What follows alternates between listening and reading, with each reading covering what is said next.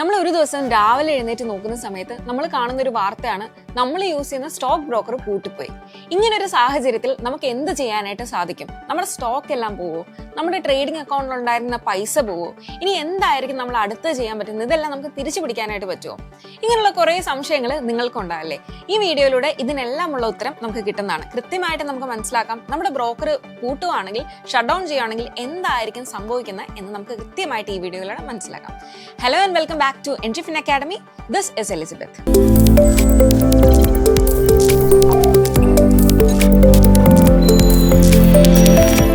ആദ്യം തന്നെ നമുക്ക് ബ്രോക്കറിനെ പറ്റി ഒന്ന് മനസ്സിലാക്കാം. ബ്രോക്കർ എന്ന് പറയുന്നത് എന്താ? നമുക്ക് ബൈയും സെല്ലും, നമ്മൾ സ്റ്റോക്ക് വാങ്ങുകയും വിൽക്കുകയും ചെയ്യുന്ന സമയത്ത് നമുക്കൊരു ഇടനിലക്കാരനായിട്ട് നമുക്ക് നിൽക്കുന്ന ഒരാളാണ് ബ്രോക്കർ എന്ന് പറയുന്നത്. നമ്മുടെ എക്സ്ചേഞ്ചിന്റെയും അതേപോലെ തന്നെ നമ്മളുടെ ഇടനിലക്കാരനായിട്ട് നിൽക്കുന്ന ആളാണ് ബ്രോക്കർ എന്ന് പറയുന്നത്. നമ്മുടെ ട്രാൻസാക്ഷൻ കുറച്ചുകൂടി ഈസിയർ ആക്കാൻ നല്ലൊരു പ്ലാറ്റ്ഫോം പ്രൊവൈഡ് ചെയ്യുക. അതേപോലെ തന്നെ നമുക്ക് ട്രേഡ് ചെയ്യുന്ന സമയത്ത് പ്രത്യേകിച്ച് വലിയ പ്രശ്നങ്ങളൊന്നും ഇല്ലാതെ, വലിയ ബഗ്സ് ഒന്നും ഇല്ലാതെ നല്ല രീതിയിൽ ട്രേഡ് ചെയ്യാൻ നല്ലൊരു സ്മൂത്ത് പ്ലാറ്റ്ഫോം തരിക. ഇതൊക്കെയാണ് ശരിക്കും ബ്രോക്കർ ചെയ്യുന്നത്. ഇനി ബ്രോക്കർ അപ്പം നമുക്ക് ഇവിടെ മനസ്സിലായി ഒരു ഇടനിലക്കാരനായിട്ടാണ് നിൽക്കുന്നത്. ഇനി ഇങ്ങനെ ഒന്ന് ആലോചിച്ച് നോക്കുക, ഈ ബ്രോക്കർ പൂട്ടി പോവുകയാണെങ്കിൽ നമ്മുടെ സ്റ്റോക്കിന് എന്തെങ്കിലും സംഭവിക്കുമോ? ശരിക്കുള്ള ഉത്തരം എന്ന് പറയുന്നത് നമ്മുടെ സ്റ്റോക്സിന് ഒന്നും സംഭവിക്കില്ല. നമുക്ക് ഇതെല്ലാം തിരിച്ചു പിടിക്കാനായിട്ട് പറ്റുന്നതാണ്. ഇത് മനസ്സിലാക്കുക. അതായത് നമ്മുടെ സ്വിഗ്ഗിയും സൊമാറ്റോ ഒക്കെ ഇല്ലേ, നമ്മൾ ഇതിനെ എന്താ ചെയ്യുന്നത്? ഇപ്പോൾ നമ്മൾ ഫുഡ് വാങ്ങാൻ വേണ്ടിയിട്ട് നമ്മൾ യൂസ് ചെയ്യുന്ന ഒരു ആപ്പാണ് ഈ സ്വിഗ്ഗിയും സൊമാറ്റോ. സ്വിഗ്ഗിയും സൊമാറ്റോ ഒരു ദിവസം പൂട്ടിപ്പോവുകയാണെങ്കിൽ ഈ ഇതിൽ ലിസ്റ്റ് ചെയ്തിരിക്കുന്ന റെസ്റ്റോറൻറ്റ്സ് എല്ലാം പൂട്ടിപ്പോവും എന്നാണോ അതിൻ്റെ അർത്ഥം? അല്ല. ഇവർക്ക് ഇവരുടേതായ ഡെലിവറി സിസ്റ്റംസ് ഉണ്ടാവും. അല്ലെങ്കിൽ ഇവർ കൂടുതലും ചെയ്യുക എന്ന് പറഞ്ഞാൽ കൂടുതൽ റെസ്റ്റോറൻറ്റ്സ് വന്നിട്ട് ഡൈനിങ് ചെയ്യുന്ന ആൾക്കാരുണ്ടാവും.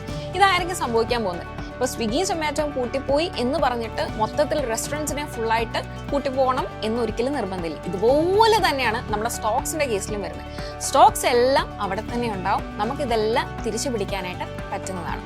ഇനി നമുക്ക് ബ്രോക്കർ എന്തൊക്കെ കാര്യങ്ങളാണ് നമുക്ക് തരുന്നത് എന്ന് മനസ്സിലാക്കാം. ആദ്യം തന്നെ നമുക്ക് ട്രേഡ് ചെയ്യാനായിട്ട് ഒരു ട്രേഡിംഗ് പ്ലാറ്റ്ഫോം നമുക്ക് പ്രൊവൈഡ് ചെയ്യുന്നുണ്ട്. ഇപ്പോൾ ആപ്പ് ആയിരിക്കാം, വെബ്സൈറ്റ് ആയിരിക്കാം. നമ്മൾ ഫോണിൽ സെറോദയുടെ ഒക്കെ ആപ്സ് യൂസ് ചെയ്യത്തില്ലേ? അപ്പോൾ ഇതൊക്കെ ആര് തരുന്നതായിരിക്കും? നമ്മുടെ ബ്രോക്കർ തരുന്നതാണ്. പിന്നെ നമുക്ക് ബൈയും സെല്ലും ഒക്കെ എക്സിക്യൂട്ട് ചെയ്ത് തരുന്നതാണ്. നമ്മളിപ്പോൾ NSE പോയിട്ട് ഓർഡർ ചെയ്യുന്ന സമയത്ത് ബൈയും സെല്ലും ഒക്കെ പ്രോപ്പർലി എക്സിക്യൂട്ട് ചെയ്ത് തരുന്ന ആരാണ്? നമ്മുടെ ബ്രോക്കറാണ്. ഇനി ഇതിൻ്റെ എല്ലാം റെക്കോർഡ്സും കാര്യങ്ങളും സ്റ്റേറ്റ്മെന്റ്സും ഇതെല്ലാം മെയിൻറ്റെയിൻ ചെയ്യുന്നത് ആരാണ്? ഇതും നമ്മുടെ ബ്രോക്കർ ചെയ്തു തരുന്നതാണ്. കൂടാതെ നമുക്ക് ടാക്സ് ഫയൽ ചെയ്യുന്ന സമയത്ത് അതിനുള്ള റിപ്പോർട്ട്സും കാര്യങ്ങളും വരെ നമുക്ക് ബ്രോക്കറിന്റെ ഭാഗത്തുനിന്ന് കിട്ടുന്നതാണ്. ഇത്രയും കാര്യങ്ങൾ നമുക്ക് ബ്രോക്കറിന്റെ ഭാഗത്തുനിന്ന് കിട്ടുന്നതാണ്. ഇനി എവിടെയാണ് അപ്പൊ നമ്മുടെ ഷെയർസ് ഒക്കെ സൂക്ഷിച്ചു വെക്കുന്നത്? അല്ലെങ്കിൽ നമുക്ക് എങ്ങനെ നമ്മുടെ ഷെയർസ് തിരിച്ചു കിട്ടും എന്ന് പറയാൻ പറ്റും? ഈ ബ്രോക്കർ എന്ന് പറയുന്ന ആള് നമുക്കൊരു ഇടനിലക്കാരനായിട്ട് നിൽക്കുന്ന ആള് മാത്രമാണ്. ഈ ബ്രോക്കറിന്റെ കയ്യിലല്ല നമ്മുടെ ഷെയർസും കാര്യങ്ങളും വരുന്നത്. നമ്മുടെ ഷെയർസും കാര്യങ്ങളും കൃത്യമായിട്ട് ഒരു ഡെപ്പോസിറ്ററി എന്ന് പറയുന്ന ആളുടെ കയ്യിലായിരിക്കും ഇരിക്കുന്നത്. ഇത് ഗവൺമെന്റ് ഓർഗനൈസേഷനാണ്. നമുക്ക് 2 ഡെപ്പോസിറ്ററീസ് ആണുള്ളത്, CDSലും NSDLും. CDSL എന്ന് പറയുകയാണെങ്കിൽ central depository service limited, NSDL എന്ന് പറയുകയാണെങ്കിൽ നാഷണൽ സെക്യൂരിറ്റി ഡെപ്പോസിറ്ററീസ് ലിമിറ്റഡ്. ഇവർ രണ്ടുപേരുടെയും അടുത്തായിരിക്കും നമ്മളുടെ ഷെയർസ് എല്ലാം സൂക്ഷിച്ചു വെക്കുന്നത്. അപ്പോൾ ഇത് നമ്മുടെ സ്റ്റോക്സിന്റെ കേസിൽ പറയുകയാണെങ്കിൽ റിസർവ് ബാങ്ക് ഓഫ് സ്റ്റോക്സ് എന്ന് വേണമെങ്കിൽ നമുക്ക് പറയാനായിട്ട് പറ്റും. അതായത് നമ്മൾ പർച്ചേസ് ചെയ്യുന്ന സ്റ്റോക്ക് ഇതെങ്ങനെയാണ് വർക്ക് ചെയ്യുന്നത് നമുക്ക് നോക്കാം. അതായത് നമ്മൾ ആദ്യം തന്നെ ഒരു ഡിമാറ്റ് അക്കൗണ്ട് ഓപ്പൺ ചെയ്യുന്നു. സെറോദ, അപ്സ്റ്റോക്സ്, ഗ്രോ അങ്ങനത്തുള്ള ഏതെങ്കിലും ത്രൂ നമ്മളൊരു ഡിമാറ്റ് അക്കൗണ്ട് ഓപ്പൺ ചെയ്യുന്നു. ഇനി നമുക്ക് ഇതിന്റെ കണക്ഷൻ മനസ്സിലാക്കാം. നമ്മുടെ ഈ ബ്രോക്കർ, അതായത് നമ്മുടെ അപ്സ്റ്റോക്സ്, സെറോദ, ഗ്രോ എന്നൊക്കെ പറയുന്ന ഈ ബ്രോക്കർ നമ്മുടെ ഡെപ്പോസിറ്ററിയുമായിട്ട് കണക്റ്റഡ് ആണ്. എന്നിട്ട് നമ്മുടെ ഈ ഷെയർസ് ഇല്ലേ, നമ്മൾ വാങ്ങുന്ന ഈ ഷെയർസ് നമ്മളുടെ പേരിൽ ഈ ഡെപ്പോസിറ്ററീസിൽ ലിസ്റ്റഡ് ആണ്. അപ്പോൾ നമ്മുടെ ഷെയർസ് ഒരിക്കലും പോകത്തില്ല, ഇത് ഈ ഡെപ്പോസിറ്ററീസിൽ തന്നെ ഉണ്ട്. ഇനി ഒരു ദിവസം നമ്മൾ സുപ്രഭാതത്തിൽ നോക്കുമ്പോൾ നമ്മുടെ ബ്രോക്കർ ഷട്ട് ഡൗൺ ചെയ്ത് പോവുകയാണെങ്കിൽ നമ്മൾ എന്തൊക്കെ കാര്യങ്ങളായിരിക്കും ശ്രദ്ധിക്കേണ്ടത്, എന്തായിരിക്കും നമുക്ക് ആദ്യം വരുന്ന ഇമ്പാക്റ്റ് കാര്യങ്ങൾ എന്ന് മനസ്സിലാക്കാം. ആദ്യം തന്നെ നമ്മൾ യൂസ് ചെയ്യുന്ന ആപ്പ് ചിലപ്പോൾ വർക്ക് ചെയ്യണം എന്ന് വരില്ല. അതായത് ചിലപ്പോൾ എല്ലാം ക്ലോസ് ആയി പോയിട്ടുണ്ടാവും. ഇനി അടുത്ത ഒരു പ്രശ്നം എന്ന് പറയുന്നത് നമുക്ക് ട്രേഡ് ചെയ്യാനായിട്ട് സാധിച്ചു എന്ന് വരത്തില്ല. അതായത് പുതിയൊരു ഓർഡർ നമുക്ക് പ്ലേസ് ചെയ്യാൻ പറ്റണം എന്നൊരിക്കലും നിർബന്ധമില്ല. ബിക്കോസ് ഇതെല്ലാം ചിലപ്പോൾ ഒന്ന് സ്റ്റോപ്പ് ആയിട്ടുണ്ടാവും. കസ്റ്റമർ കെയർ സപ്പോർട്ടോ കാര്യങ്ങളോ ഒന്നും ഉണ്ടാകത്തില്ല. നമ്മൾ ചിലപ്പോൾ ഒന്ന് പാനിക്കായി എന്ന് വരും. കാരണം നമ്മൾ സ്ഥിരമായിട്ട് യൂസ് ചെയ്യുന്ന ഒരു ബ്രോക്കർ പ്ലാറ്റ്ഫോം അല്ലെങ്കിൽ നമ്മുടെ ഷെയർസ് ഒക്കെയുള്ള ഒരു ബ്രോക്കർ പ്ലാറ്റ്ഫോം ഷട്ട് ഡൗൺ ചെയ്തു. അപ്പോൾ നമ്മൾ ചെറുതായിട്ടൊന്ന് പാനിക്കായി എന്ന് വരും. ഇനി ഇവിടെ സംഭവിക്കാത്ത കുറച്ച് കാര്യങ്ങൾ എന്ന് പറയുന്നത് നമ്മുടെ ഷെയർസ് ഒരിക്കലും പോകത്തില്ല, നമ്മുടെ ഡിമാറ്റിലുള്ള ഹോൾഡിങ്സ് ഒരിക്കലും പോകത്തില്ല, നമ്മളുടെ ഇൻവെസ്റ്റ്മെന്റ്സ് കാര്യങ്ങളെല്ലാം സേഫ് ആയിരിക്കും. ഇനി നമ്മുടെ പൈസ ഉണ്ടല്ലോ, നമ്മൾ ട്രേഡിംഗ് അക്കൗണ്ടിൽ ഇരിക്കുന്ന പൈസ, അതിനും പ്രത്യേകിച്ച് അധികം ഒന്നും പറ്റത്തൊന്നുമില്ല. അതെങ്ങനെ ചെയ്തെടുക്കാം എന്ന് ഞാൻ ഇതിൽ എക്സ്പ്ലെയിൻ ചെയ്ത് പറയാം. ഇനി എന്തുകൊണ്ട് നമ്മളുടെ ഇൻവെസ്റ്റ്മെന്റ്സ് സേഫ് ആണ് എന്ന് ചോദിക്കുവാണെങ്കിൽ, ഞാൻ നേരത്തെ പറഞ്ഞു ഓർക്കുന്നില്ലേ, നമ്മുടെ ഷെയർസ് എന്ന് പറയുന്നത് CDSL-ലും NSDL-ലുമാണ് സ്റ്റോർ ചെയ്തിരിക്കുന്നത്. ഒരിക്കലും നമ്മുടെ ബ്രോക്കറിലല്ല സ്റ്റോർ ചെയ്തിരിക്കുന്നത്. ഇനി നമ്മുടെ ബ്രോക്കർ ഷട്ട് ഡൗൺ ചെയ്യുന്ന സമയത്ത് നമ്മുടെ ഡിമാറ്റ് എന്ന് പറയുന്നത്, അതായത് നമ്മുടെ ഈ ഷെയർസ് എല്ലാം ഡീമെറ്റീരിയലൈസ്ഡ് ആയിട്ട്, അതായത് സോഫ്റ്റ് കോപ്പി പോലെ എവിടെയാണ് ഡീമെറ്റീരിയലൈസ്ഡ് ആയിട്ട് നമ്മുടെ ഡെപ്പോസിറ്ററീസിലാണ് ഇരിക്കുന്നത്. അതുകൊണ്ട് തന്നെ അതിപ്പോഴും അവിടെ തന്നെ ആ ഒരു നമ്മുടെ പേരിൽ തന്നെ ഇരിക്കുന്നുണ്ടാവും. ഇനി നമ്മുടെ മ്യൂച്വൽ ഫണ്ട്സിന് എന്തായിരിക്കും സംഭവിക്കുക? അപ്പോൾ മ്യൂച്വൽ ഫണ്ട്സ് ആണെങ്കിൽ നമ്മുടെ AMCയുടെ ഇതിൽ നമ്മുടെ പേരിൽ തന്നെ ഉണ്ടാവും. ഇനി നമ്മുടെ ഹോൾഡിങ്സ് ഒന്നും പോകത്തില്ല, അത് കംപ്ലീറ്റ്ലി അൺടച്ച്ഡ് ആയിട്ട് ഇരിക്കുകയായിരിക്കും ചെയ്യുന്നത്. സോ ഇതൊന്നും ഒരു ഇഷ്യൂ ഉള്ള കാര്യമേ അല്ല. ഇനി പ്രധാനമായിട്ടുള്ള ഒരു ചോദ്യം, നമുക്ക് ഇതെല്ലാം കിട്ടും എന്ന് നമുക്ക് ഉറപ്പായി, അതായത് നമ്മുടെ ഷെയർസിന് പ്രശ്നമില്ല, ഇതിനൊന്നും പ്രശ്നമില്ല, എങ്ങനെ നമുക്ക് ഇതിൽ ആക്സസ് തിരിച്ചെടുക്കാൻ പറ്റും? ഇപ്പൊ നമ്മുടെ ബ്രോക്കർ ഷട്ട് ഡൗൺ ചെയ്യുകയാണെങ്കിൽ ആദ്യം നമുക്ക് ചെയ്യേണ്ട കുറച്ച് സ്റ്റെപ്സ് ഞാൻ പറഞ്ഞുതരാം. ഒരു പുതിയ അക്കൗണ്ട് എടുക്കുക, നമ്മുടെ സെബി രജിസ്റ്റേർഡ് ആയിട്ടുള്ള നല്ലൊരു അക്കൗണ്ട് എടുക്കുക. നമ്മുടെ സെറോദ, അപ്സ്റ്റോക്സ്, അതേപോലെ ഏഞ്ചൽ വൺ, ഗ്രോ, ഇതൊക്കെ നല്ല അക്കൗണ്ട്സ് ആണ്. അപ്പം നമുക്ക് ഇതിൽ ഏത് വേണമെങ്കിലും നമുക്ക് എടുക്കാവുന്നതാണ്. നമുക്ക് വിശ്വസിക്കാവുന്ന കുറച്ച് അക്കൗണ്ട്സ് എടുക്കുക. എന്നിട്ട് രണ്ടാമത്തേന്ന് പറയുന്നത്, നമുക്ക് ഡിമാറ്റ് ട്രാൻസ്ഫർ നമുക്ക് ചെയ്യാൻ പറ്റുന്നതാണ്. അതായത് നമുക്ക് ഓൺലൈനായിട്ടും ഓഫ്ലൈനായിട്ടും ഇത് ചെയ്യുന്ന ഡിമാറ്റ് ട്രാൻസ്ഫർ എന്ന് പറയുകയാണെങ്കിൽ ഒരു അക്കൗണ്ടിൽ നിന്ന് മറ്റൊരു ഡിമാറ്റ് അക്കൗണ്ടിൽ, ഫോർ എക്സാമ്പിൾ സെറോദയിൽ നിന്ന് അപ്സ്റ്റോക്സിലോട്ട് ഞാൻ എൻ്റെ ഷെയർസിനെ ട്രാൻസ്ഫർ ചെയ്യുന്നതിനാണ് നമ്മൾ ഡിമാറ്റ് ട്രാൻസ്ഫർ എന്ന് പറയുന്നത്. ഇതിനെ നമ്മൾ BOID ട്രാൻസ്ഫർ എന്നും പറയാറുണ്ട്. അപ്പോൾ ഇതിനെ നമുക്ക് രണ്ട് രീതിയിൽ നമുക്ക് ചെയ്യാനായിട്ട് പറ്റും. ഇപ്പോൾ ഓൺലൈൻ ത്രൂ ആണെങ്കിൽ നമുക്ക് ഈ CDSലും NSDലും ഞാൻ പറഞ്ഞില്ലേ, ഇത് ഡെപ്പോസിറ്ററീസ് ആണ്. ഈ ഡെപ്പോസിറ്ററീസിലാണ് നമ്മുടെ ഈ ഷെയർസ് എല്ലാം കാണാൻ പറ്റുന്നത്. ഇപ്പോൾ നമുക്ക് CDSലും NSDലിൻ്റെയും പ്ലാറ്റ്ഫോംസ് ഉണ്ട്. ഇപ്പൊ നിങ്ങൾ ECST എന്ന് പറയുന്നതാണ് നമ്മുടെ CDSLന്റെ പ്ലാറ്റ്ഫോം. ഇപ്പോൾ CDSL നമുക്ക് ട്രാൻസ്ഫർ ചെയ്യാവുന്ന ECST രണ്ട് പ്ലാറ്റ്ഫോം ഉണ്ട്. ഇതിൽ നമ്മൾ ചൂസ് ചെയ്യേണ്ട പ്ലാറ്റ്ഫോം ECST ആണ്. ഈ ECST എന്ന് പറയുന്ന പ്ലാറ്റ്ഫോമിലാണ് നമുക്ക് എന്ത് ചെയ്യാനായിട്ട് പറ്റുക? കൂടുതലും ഷെയർസ് അങ്ങോട്ടും ഇങ്ങോട്ടും ട്രാൻസ്ഫർ ചെയ്യണമെങ്കിൽ നമുക്ക് ECST എന്ന് പറയുന്ന പ്ലാറ്റ്ഫോം തന്നെ വേണം. ഇനി NSDLന്റെ കാര്യത്തിലാണെങ്കിൽ IDEAS എന്ന് പറയുന്ന ഒരു പ്ലാറ്റ്ഫോമാണ് നമുക്കുള്ളത്. അപ്പോൾ ഈ പേരുകൾ നമുക്ക് ഗൂഗിൾ ചെയ്ത് നോക്കുകയാണെങ്കിൽ തന്നെ നമുക്ക് എന്ത് കിട്ടും? ഇവരുടെ പ്ലാറ്റ്ഫോമിലോട്ട് പോകുന്ന വെബ്സൈറ്റ് നമുക്ക് കിട്ടുന്നതാണ്. ഈ വെബ്സൈറ്റിൽ നമ്മുടെ ഡിമാറ്റ് ID വെച്ച് നമ്മൾ ലോഗിൻ ചെയ്യുവാണെങ്കിൽ നമുക്ക് ഈ ട്രാൻസ്ഫർ എല്ലാം ഓതറൈസ് ചെയ്ത് കൊടുക്കാവുന്നതാണ്. ഇനി ഡിമാറ്റ് ID എവിടെ നിന്ന് കിട്ടും? നമ്മുടെ പഴയ ബ്രോക്കറില്ലേ, നമ്മുടെ ബ്രോക്കറിൻ്റെ അടുത്ത് ഈ പ്രൊഫൈൽ എന്ന് പറയുന്ന സെക്ഷനിൽ നോക്കുകയാണെങ്കിൽ നമുക്ക് കാണാൻ പറ്റും BOID അല്ലെങ്കിൽ നമ്മുടെ ഡിമാറ്റ് ID എന്ന് തന്നെ പറഞ്ഞ് നമുക്ക് അവിടെ കാണാനായിട്ട് സാധിക്കും. ആ ഡിമാറ്റ് അക്കൗണ്ടിന്റെ ID കൊടുത്തിട്ട് നമുക്ക് എന്ത് ചെയ്യാനായിട്ട് പറ്റും? നമുക്ക് ഇതെല്ലാം ട്രാൻസ്ഫർ ചെയ്യാനായിട്ട് സാധിക്കുന്നതാണ്. അപ്പോൾ നമുക്ക് ട്രാൻസ്ഫർ റിക്വസ്റ്റ് കൊടുക്കാനായിട്ട് പറ്റും. അപ്പോൾ നമ്മൾ ഓൾറെഡി എടുത്തിരിക്കുന്ന പുതിയ ബ്രോക്കറിന്റെ കാര്യങ്ങളെല്ലാം കൊടുത്തിട്ട് നമുക്ക് ഈ ട്രാൻസ്ഫർ റിക്വസ്റ്റ് കൊടുക്കാവുന്നതാണ്. ഇനി നമ്മൾ ഈ ട്രാൻസ്ഫർ ചെയ്യുന്ന കാര്യങ്ങൾ ഞാൻ നേരത്തെ പറഞ്ഞ പോലെ ഒരു പുതിയ ബ്രോക്കറിന്റെ അക്കൗണ്ടിലോട്ടായിരിക്കും പോകുന്നത്. ഇതിന് യൂഷ്വലി ഒരു 3 തൊട്ട് 7 ദിവസം വരെയാണ് എടുക്കുന്നത്. ഈ ഒരു ടൈം ഫ്രെയിമിനുള്ളിൽ തന്നെ ഈ ട്രാൻസ്ഫേഴ്സ് ഒക്കെ പൊതുവെ സംഭവിക്കുന്നതാണ്. ഇനി നമ്മൾ അടുത്ത് മനസ്സിലാക്കേണ്ടത്, ട്രേഡ് ചെയ്യുന്ന കുറേ ആൾക്കാരുണ്ടാവല്ലോ. ട്രേഡ് ചെയ്യുന്ന ആൾക്കാരുടെ മേജർ ഡൗട്ട് എന്ന് പറയുന്നത് നമ്മുടെ പൈസ എവിടെ ഇരിക്കുന്നത്? നമ്മുടെ ബ്രോക്കറിന്റെ അക്കൗണ്ടിലാണ് ഇരിക്കുന്നത്. അപ്പോൾ അങ്ങനെ ബ്രോക്കറിന്റെ അക്കൗണ്ടിൽ ഇരിക്കുന്നതുകൊണ്ട് തന്നെ നമുക്കൊരു പേടിയുണ്ടാവും, ആ പൈസ പോവോ എന്ന് പറയുന്നത്. ഒട്ടും പേടിക്കണ്ട. നമുക്ക് ഇൻവെസ്റ്റർ പ്രൊട്ടക്ഷൻ ഫണ്ട് എന്ന് പറയുന്ന കാര്യമുണ്ട്, IPF. ഇതെന്ന് പറയുന്ന ഒരു സേഫ്റ്റി നെറ്റ് ആണ് എന്ന് നമുക്ക് പറയാം. അപ്പോൾ എല്ലാ എക്സ്ചേഞ്ചസും ഇത് മെയിൻറ്റെയിൻ ചെയ്യുന്നുണ്ടാവും. ഇനി നമ്മുടെ ബ്രോക്കർ എന്തെങ്കിലും ഡിഫോൾട്ട് ചെയ്യുകയാണ് എന്ന് വിചാരിക്കുക, അതായത് നമ്മളുടെ പൈസ തരാതെ ഡിഫോൾട്ട് ചെയ്യുകയാണ് എന്ന് നമുക്ക് വിചാരിക്കാം, നമുക്കിതെല്ലാം കറക്റ്റായിട്ട് ക്ലെയിം ചെയ്ത് എടുക്കാനായിട്ട് സാധിക്കുന്നതാണ്. അതായത് ഇതിൻ്റെ ലിമിറ്റ്സ് ഉണ്ട്, അത് വെച്ച് നമുക്ക് കറക്റ്റായിട്ട് ക്ലെയിം ചെയ്ത് എടുക്കാൻ സാധിക്കുന്ന ഒരു കാര്യമാണ്. ഇപ്പോൾ NSEയുടെ കാര്യം നമ്മൾ നോക്കുകയാണെങ്കിൽ നമുക്ക് ഈ ഒരു സെഗ്മെന്റ് നമുക്ക് NSEയുടെ കാര്യം നോക്കുകയാണെങ്കിൽ ഇക്വിറ്റി സെഗ്മെന്റിൽ up to 35 lakhs per client നമുക്ക് എന്ത് ചെയ്യാനായിട്ട് സാധിക്കും? നമ്മുടെ ആ പൈസ നമുക്ക് തിരിച്ച് കിട്ടുന്നതാണ്. 35 lakh പുതിയതായിട്ട് വന്ന, നേരത്തെ 25 lakh ആയിരുന്നു, ഇത് 35 lakh ലിമിറ്റ് വരെ പെർ ക്ലയന്റ് വന്നിട്ടുണ്ട്.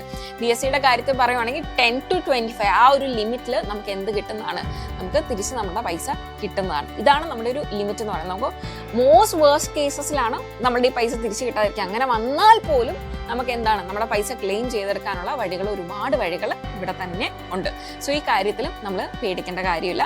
നമുക്ക് എല്ലാം തന്നെ ലീഗലി മൂവ് ചെയ്ത് നമ്മുടെ പൈസ തിരിച്ച് കിട്ടുന്നതാണ്. അല്ല, യൂഷ്വലി ബ്രോക്കർ ഷട്ട് ഡൗൺ ചെയ്താൽ തന്നെ നമ്മുടെ പൈസയൊക്കെ നമുക്ക് തിരിച്ച് ലഭിക്കുന്നതാണ്. ഇൻ കേസ് അത് ഇങ്ങനെ ലഭിച്ചില്ലെങ്കിൽ ഉള്ള കാര്യമാണ് ഞാൻ പറഞ്ഞത്. ഇനി ഇങ്ങനൊരു സിറ്റുവേഷൻ ആലോചിച്ച് നോക്കാം. ബ്രോക്കർ നമ്മുടെ പൈസ എടുത്തു എന്ന് തന്നെ വിചാരിക്കുക, അതായത് നമ്മളുടെ അനുവാദം ഇല്ലാതെ നമ്മുടെ പൈസ എടുക്കുന്നുണ്ട് എന്ന് തന്നെ വിചാരിക്കുക. അങ്ങനെ ഉണ്ടെങ്കിൽ നമ്മുടെ എക്സ്ചേഞ്ചുമായിട്ട് നമുക്ക് കംപ്ലൈൻറ്റ് ചെയ്യാനായിട്ട് പറ്റുന്നതാണ്. നമ്മുടെ പ്രൂഫൊക്കെ കൊടുത്ത് നമുക്ക് പ്രോപ്പറായിട്ട് നമ്മുടെ ക്ലെയിം ചെയ്ത് എടുക്കാൻ പറ്റുന്നതാണ്.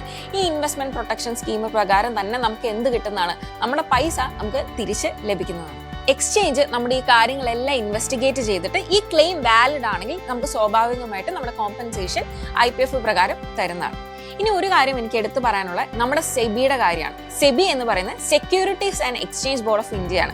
അതായത് നമ്മളുടെ ഈ സ്റ്റോക്ക് മാർക്കറ്റിന്റെ എല്ലാ കാര്യങ്ങളും കൃത്യമായിട്ട് ശ്രദ്ധിക്കുന്ന ആളാണ് സെബി എന്ന് പറയുന്നത്. ഇവിടെ എന്തെങ്കിലും കള്ളത്തരങ്ങൾ നടക്കുന്നുണ്ടോ, അതേപോലെ തന്നെ ആർട്ടിഫിഷ്യലായിട്ട് പ്രൈസ് കൂടുന്നുണ്ടോ, നമ്മുടെ ബ്രോക്കേഴ്സ് എല്ലാ കാര്യങ്ങളും ആരുടെ അണ്ടറിൽ വരുന്നതാണ്? സെബിയുടെ അണ്ടറിലാണ് വരുന്നത്. അപ്പോൾ ഈ സെബി ഇതെല്ലാം ഓഡിറ്റ് ചെയ്യുന്നതാണ്. ക്വാർട്ടർലി ഓഡിറ്റ്സ് എന്തായാലും നമ്മുടെ ബ്രോക്കേഴ്സിന്റെ അടുത്ത് നടത്തുന്നതാണ്. പിന്നെ സർപ്രൈസ് ആയിട്ടുള്ള ഇൻസ്പെക്ഷൻസ് കാര്യങ്ങളും ബ്രോക്കേഴ്സിൽ നടക്കുന്നതാണ്. ഇനി ടെക്നോളജി ഓഡിറ്റ്സും കാര്യങ്ങളും, അതായത് നമ്മുടെ ട്രേഡിംഗ് സിസ്റ്റം എല്ലാം സെക്യൂർഡ് ആണോ, അതേപോലെ തന്നെ ഫൈനാൻഷ്യൽ ഓഡിറ്റ്സും എല്ലാം. അതായത് ഇതിന് ഫണ്ട് സെഗ്രിഗേഷൻ എന്ന് പറയുന്നുണ്ട്. അതായത് ബ്രോക്കറിന്റെ ഫണ്ടും അതേപോലെ ക്ലയന്റ് ഫണ്ടും സെപ്പറേറ്റ് ആയിട്ട് വെക്കണം എന്നുള്ള നിയമമുണ്ട്. അപ്പോൾ അങ്ങനെയെല്ലാം സെപ്പറേറ്റ് ആയിട്ട് വെക്കുന്നുണ്ടോ, ബ്രോക്കർ നമ്മുടെ ക്ലയന്റ് ഫണ്ട് എടുക്കുന്നുണ്ടോ എന്നുള്ള കാര്യങ്ങളെല്ലാം സെബി എക്സ്ചേഞ്ച് ചെയ്യുന്നതാണ്. അപ്പോൾ ക്വാർട്ടർലി, അതായത് 3 മാസം കൂടുമ്പോൾ സെബിയുടെ ഭാഗത്തു നിന്ന് ഇത്രയും അന്വേഷണങ്ങൾ വരുന്നുണ്ട്. അപ്പോൾ സ്വാഭാവികമായിട്ടും റെയർ കേസാണ് ഇങ്ങനെ ബ്രോക്കർ ഷട്ട് ഡൗൺ ചെയ്യുക, നമ്മുടെ പൈസ എടുക്കുക എന്നൊക്കെ പറയുന്നത്. ഇനി ബ്രോക്കർ ഈ പറയുന്ന കാര്യത്തിൽ എന്തെങ്കിലും ഒരു വയലേഷൻ സംഭവിക്കുകയാണെങ്കിൽ അല്ലെങ്കിൽ ഇങ്ങനെ എന്തെങ്കിലും ചെയ്യുകയാണെങ്കിൽ ഹെവി ആയിട്ടുള്ള പെനാൽറ്റീസ് അവർക്ക് വരും. അതേപോലെ തന്നെ ട്രേഡ് ചെയ്യാനുള്ള ലൈസൻസ് അവർക്ക് കൊടുക്കില്ല, അത് സസ്പെൻഡ് ചെയ്യും. ലൈസൻസും ഇവരെ ക്യാൻസൽ ചെയ്തു എന്ന് വരും. അപ്പോൾ അത് അത്ര ഈസി ആയിട്ടുള്ള കാര്യമല്ല ഇത്രയും കാര്യങ്ങൾ ലഭിക്കുക എന്ന് പറയുന്നത്. അപ്പോൾ സ്വാഭാവികമായിട്ടും ബ്രോക്കേഴ്സ് നല്ല രീതിയിൽ കോഷ്യസ് ആയിരിക്കും. അങ്ങനെ നമ്മളുടെ പൈസ എടുക്കുക അങ്ങനത്തുള്ള കാര്യങ്ങളൊന്നും ബ്രോക്കേഴ്സ് അങ്ങനെ ചെയ്യാറില്ല. ഇനി ഏറ്റവും ഇമ്പോർട്ടൻ്റ് ആയിട്ട് ആസ് ഇൻവെസ്റ്റേഴ്സ് നമ്മൾ ചെയ്തു വെക്കേണ്ട കുറച്ച് കാര്യങ്ങളുണ്ട്. ഇതിൽ ആദ്യത്തെ കാര്യം എന്ന് പറയുന്നതാണ് റെഗുലർ വെരിഫിക്കേഷൻ. ഇതൊരു മന്ത്ലി ഹാബിറ്റ് ആക്കുക. നമ്മൾ ഇപ്പോൾ സ്ഥിരമായിട്ട് ഇൻവെസ്റ്റ് ചെയ്യുന്ന ആളാണെങ്കിൽ നമ്മുടെ ബ്രോക്കർ അക്കൗണ്ട് ത്രൂ മാത്രം നോക്കാതെ നമ്മുടെ CDSLലും NSDLയുടെയും പ്ലാറ്റ്ഫോംസ് ത്രൂ നമ്മൾ നോക്കുക, നമ്മുടെ കാര്യങ്ങളെല്ലാം അവിടെ ഉണ്ടോ, അതായത് നമ്മളുടെ അക്കൗണ്ട്സും കാര്യങ്ങളും എല്ലാം അവിടെ ഉണ്ടോ എന്നുള്ള കാര്യങ്ങൾ, അല്ലെങ്കിൽ നമ്മുടെ ഷെയർസും കാര്യങ്ങളും എല്ലാം അവിടെ ഉണ്ടോ എന്നുള്ള കാര്യങ്ങൾ നമ്മളായിട്ടോ ഒന്ന് എൻഷുർ ചെയ്യാം. നമ്മൾ നല്ല രീതിയിൽ ഇൻവെസ്റ്റേഴ്സ് ആണെങ്കിൽ, മാസം ഇൻവെസ്റ്റ് ചെയ്യുന്ന ആൾക്കാരൊക്കെ ആണെങ്കിൽ ജസ്റ്റ് ഒന്ന് ശ്രദ്ധിക്കുക, നമുക്ക് പ്രോപ്പറായിട്ട് എല്ലാ കാര്യങ്ങളും അലോക്കേറ്റഡ് ആണോ എന്നുള്ള കാര്യങ്ങൾ നമ്മുടെ ഭാഗത്തുനിന്ന് ഒന്ന് ഉറപ്പുവരുത്തുക. അപ്പോൾ നമുക്ക് അതിന് വേണമെങ്കിൽ easi.cdsl.com എന്ന് പറയുന്ന വെബ്സൈറ്റ് ഉണ്ട്, അതല്ലെങ്കിൽ eservices.nsdl.com എന്ന് പറയുന്ന വെബ്സൈറ്റ് ഉണ്ട്. ഈ 2 വെബ്സൈറ്റിൽ ഏത് വെബ്സൈറ്റിൽ വേണമെങ്കിലും നമുക്ക് പോയിട്ട് നമ്മുടെ ഹോൾഡിങ്സിനെ വെരിഫൈ ചെയ്യാവുന്നതാണ്. പിന്നെ നമ്മൾ നോക്കേണ്ട കാര്യമാണ് നമ്മുടെ മെയിൽ സ്റ്റേറ്റ്മെന്റ്സ്. നമുക്ക് എല്ലാ തവണയും നമ്മുടെ ബ്രോക്കേഴ്സിന്റെ ഭാഗത്തു നിന്ന് കൃത്യമായിട്ടുള്ള മെയിലുകൾ അയക്കുന്നുണ്ടാവും. ഈ കാര്യങ്ങൾ കൃത്യമായിട്ട് എന്ത് ചെയ്യുക, എൻഷുർ ചെയ്യുക, ഇതിൽ പറഞ്ഞിരിക്കുന്ന കാര്യങ്ങളെല്ലാം കറക്റ്റാണ് എന്നുള്ളത് എൻഷുർ ചെയ്യുക. ഇതെല്ലാം കമ്പയർ ചെയ്യുക. നമുക്ക് എല്ലാവരുടെയും ഭാഗത്തുനിന്ന് മെയിൽ വരും, ഈ മെയിലൊന്ന് നോക്കുക, കമ്പയർ ചെയ്ത് നോക്കുക, നമ്മുടെ ഹോൾഡിങ്സും കാര്യങ്ങളും അവിടെ ഉണ്ടോ എന്നുള്ള കാര്യം എൻഷുർ ചെയ്യുക. ഇത് നമ്മൾ വരുത്തേണ്ട കാര്യമാണ്.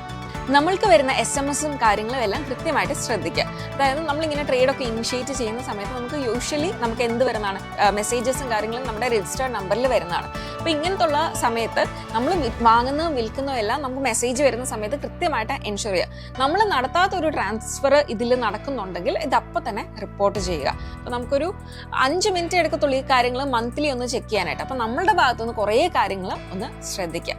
ഇനി നമ്മുടെ അക്കൗണ്ടിനെ ഒരു കൺട്രോൾ വരുത്തുക. അതായത് നമ്മളിപ്പോൾ അൺയൂസ്ഡ് ആയിട്ട് നമ്മൾ ട്രേഡ് ചെയ്യുന്ന ആൾക്കാരാണെങ്കിൽ അൺയൂസ്ഡ് ആയിട്ടുള്ള പൈസ നമ്മൾ ചിലപ്പോൾ ട്രേഡിംഗ് അക്കൗണ്ടിൽ വെക്കുന്നുണ്ടാവും. അപ്പോൾ ഒരുപാട് ഹ്യൂജ് എമൗണ്ട് ഒന്നും ട്രേഡിംഗ് അക്കൗണ്ടിൽ അൺയൂസ്ഡ് ആയിട്ട് വെക്കാതിരിക്കുക. ഇപ്പോൾ ട്രേഡ് ചെയ്യുന്നുള്ള ഒരു എമൗണ്ട് മാത്രം ട്രേഡിംഗ് അക്കൗണ്ടിൽ വെക്കുക, ബാക്കി വിഡ്രോ ചെയ്ത് നമ്മുടെ ബാങ്ക് അക്കൗണ്ടിൽ തന്നെ കീപ്പ് ചെയ്യുക. ഇത്രയും കാര്യങ്ങൾ ചെയ്യുന്നതിലൂടെ നമ്മൾ കുറച്ചുകൂടെ സേഫ് ആയി എന്ന് പറയും. അപ്പോൾ ഈ വീഡിയോയിലൂടെ നമ്മൾ മനസ്സിലാക്കി ഒരു ബ്രോക്കർ ഷട്ട് ഡൗൺ ചെയ്യുകയാണെങ്കിൽ എന്തൊക്കെയായിരിക്കും അതിൻ്റെ പ്രൊസീജിയേഴ്സ്, നമുക്ക് വരുന്ന പ്രശ്നങ്ങൾ എന്തൊക്കെയായിരിക്കും, നമുക്കതിനെ എങ്ങനെ മറികടക്കാം എന്ന് നമ്മൾ പറഞ്ഞിട്ടുണ്ട്. അതുകൂടാതെ നമ്മൾ കൃത്യമായിട്ട് ഇൻവെസ്റ്റ് ചെയ്യുന്ന ഒരാളാണെങ്കിൽ കൃത്യമായിട്ട് എല്ലാ കാര്യങ്ങളും റീഡ് ചെയ്യാനായിട്ട് ശ്രമിക്കുക. NSDLലെയും CDSLന്റെ അക്കൗണ്ടിൽ ലോഗിൻ ചെയ്ത് വെക്കുക. എന്നിട്ട് അതൊക്കെ ഒന്ന് ചെക്ക് ചെയ്യുക, നമ്മളുടെ ഇൻവെസ്റ്റ് ചെയ്യുന്ന ഷെയർസും കാര്യങ്ങളും അവിടെ തന്നെ ഉണ്ടോ, നമ്മുടെ പേരിൽ വന്നിട്ടുണ്ടോ എന്നൊക്കെയുള്ളതൊക്കെ ഒന്ന് ചെക്ക് ചെയ്യുക. നമ്മളുടെ ഫണ്ട്സും കാര്യങ്ങളും ഒന്ന് മോണിറ്റർ ചെയ്യുക. ഇത്രയും ചെയ്യുമ്പോൾ തന്നെ നമുക്ക് പറയാം നമ്മളുടെ ഫണ്ടും കാര്യങ്ങളും സേഫ് ആണ്, നമ്മുടെ ഷെയർസും സേഫ് ആണ് എന്ന് നമുക്ക് പറയാനായിട്ട് സാധിക്കും. ഈ വീഡിയോ എല്ലാവർക്കും യൂസ്ഫുൾ ആയി എന്ന് തന്നെ എക്സ്പെക്ട് ചെയ്യുന്നു. ഇനി നമുക്ക് മറ്റൊരു വീഡിയോയിൽ കാണാം.